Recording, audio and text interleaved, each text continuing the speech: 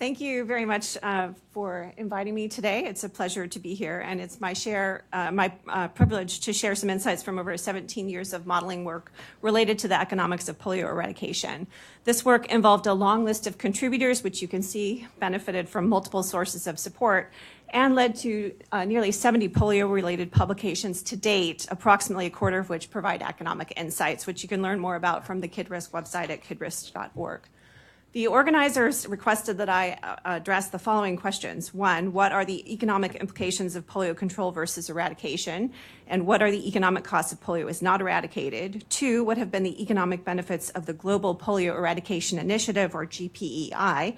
And three, how can we build an economic case to keep the world free of polio after the two remaining regions finish the work, as some activities and functions will need to continue to make sure the world stays polio free? How do we ensure that these investments will be made? So before addressing these, I want to quickly highlight some of the complexity that arises when modeling polio to provide an example of why characterizing the economics of microbial threats can prove very challenging.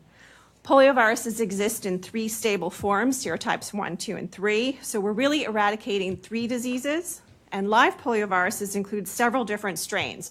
Wild polioviruses, or WPVs, attenuated Sabin oral poliovirus, or OPV vaccine strains, OPV-related viruses, and something called vaccine-derived polioviruses, or VDPVs, which I'll explain more in a minute.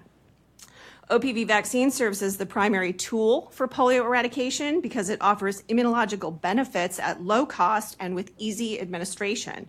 As a live attenuated virus, OPV causes infection in vaccine recipients, who can then spread their infections to other people, which provides or boosts immunity in the population.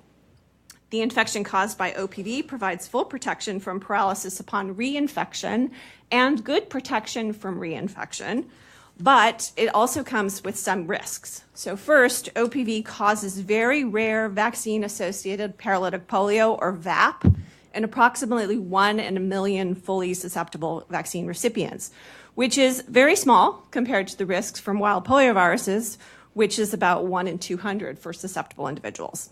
However, after wild poliovirus eradication, the risk of VAP from OPV use, while relatively small, may become unacceptable, as occurred in the United States in the late 1990s.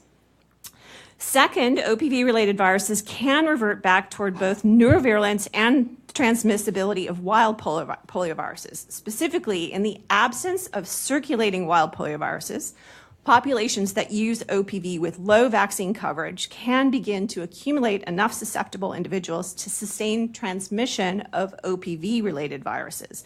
And these viruses can continue to evolve and cause outbreaks of circulating vaccine-derived polioviruses, or CVDPVs, which behave like wild polioviruses.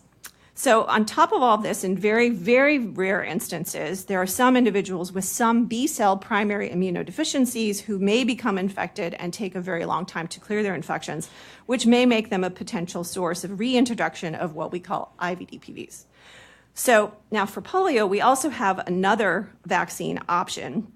And in contrast to OPV, inactivated poliovirus, or IPV vaccine, costs significantly more to produce and administer, but it does not cause infection in the vaccine recipient, which also means no VAP, no secondary spread to others, no VDPVs, et cetera. But it also means less protection from subsequent participation in asymptomatic transmission.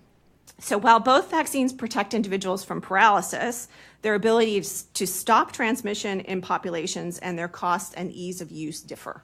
And basically what this means is that modeling poliovirus transmission in populations and the economic implications of interventions is very complicated. Okay, so now turning to the first question about polio control versus eradication.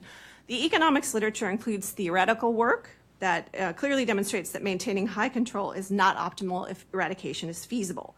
In addition, some static economic analyses in the literature demonstrated expected favorable benefits compared to costs associated with polio elimination in the Americas and with global polio eradication. The first polio-specific economic analysis that we published quantified the health and economic benefits of U.S. investments in national polio control and elimination efforts. And that analysis demonstrated the importance of using a dynamic poliovirus transmission model to get the economics right, and found the U.S. investments were cost and life-saving, with estimated incremental net benefits of over 180 billion 2002 U.S. dollars.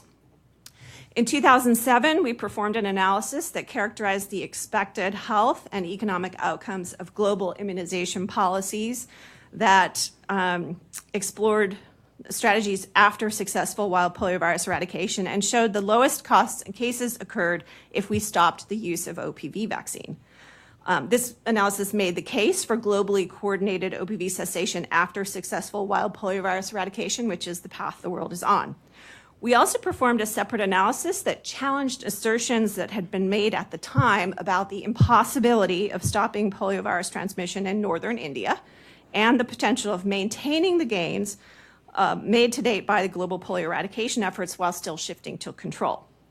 Our analysis included 3 parts. First, we found eradication led to significantly lower cumulative expected costs and cases for low-income countries over a 20-year period compared to control.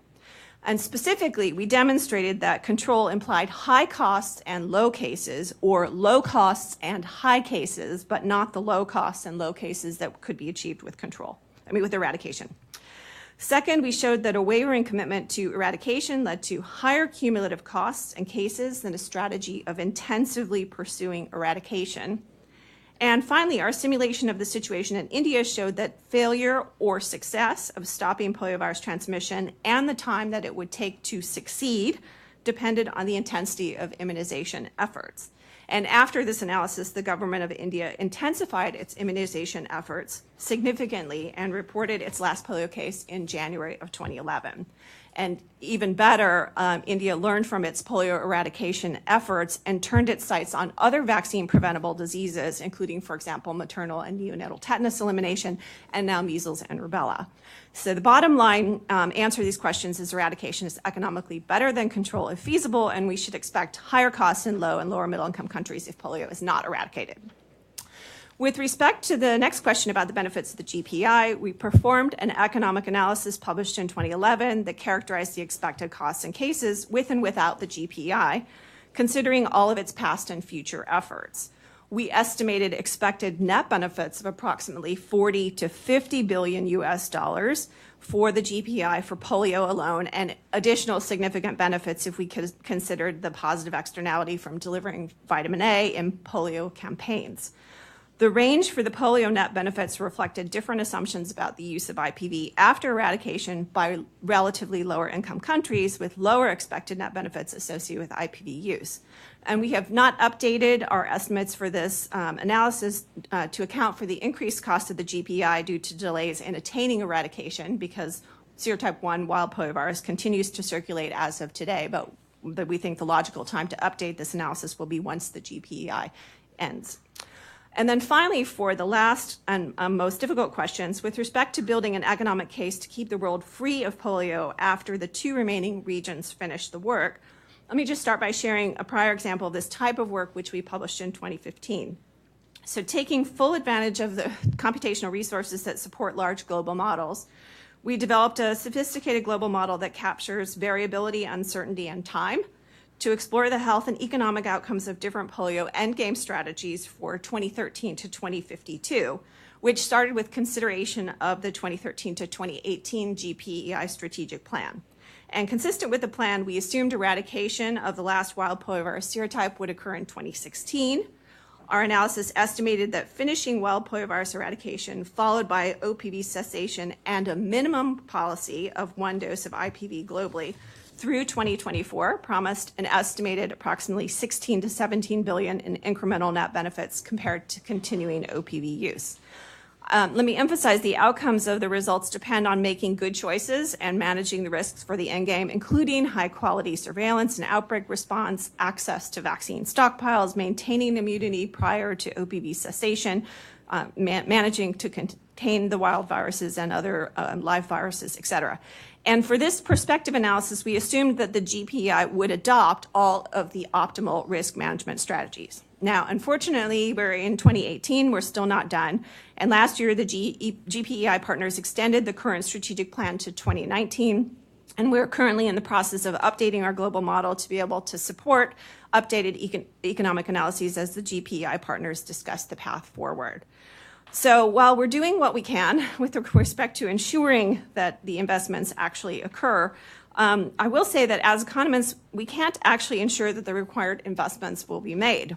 Over the course of this work, I've come to appreciate that while economists can play a critical role by helping policymakers characterize the benefits, risks, and costs of different policy and strategy options and help everybody see possible futures, we don't actually make the decisions. And unfortunately, decision makers may and can and do make choices counter to the economic arguments due to political or other concerns. So while we can demonstrate what we believe the evidence suggests about the best choices and provide support for taking that path, we can't ensure that the path is taken, although we can help to hold decision makers accountable for their choices.